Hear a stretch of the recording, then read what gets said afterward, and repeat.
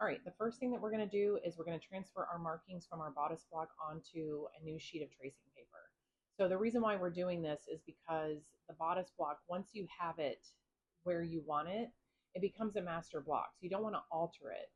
What you want to do is take a piece of tracing paper, transfer the markings, add ease, and add your new design from the bodice block. So for here, I'm just going to transfer the lines that we have. Now, remember the bodice block doesn't have any seam allowance. So after I transfer these marks, then I want to make sure I add seam allowance to every area aside from the center fold.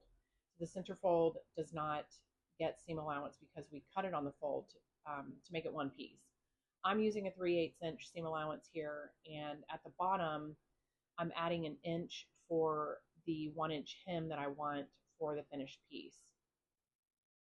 Make sure you transfer your dart lines and you connect your dart lines, extend them out to your seam allowance before you move on.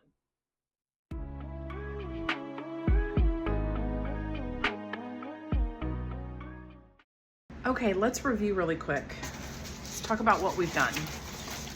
I've taken my front bodice piece, started with my front bodice piece. I traced it onto this paper, and then I added seam allowance. We don't add seam allowance to the center front because this gets cut on the fold and gives us our one full front piece. We do want to add the seam allowance to the front neckline, the shoulder seam, the armhole, and then the rest of the pattern. I've also added 1 3/8 down at the bottom, extended my dart lines all the way to the hemline for both, just to make sure that I don't forget to clip that where I know where the dart goes.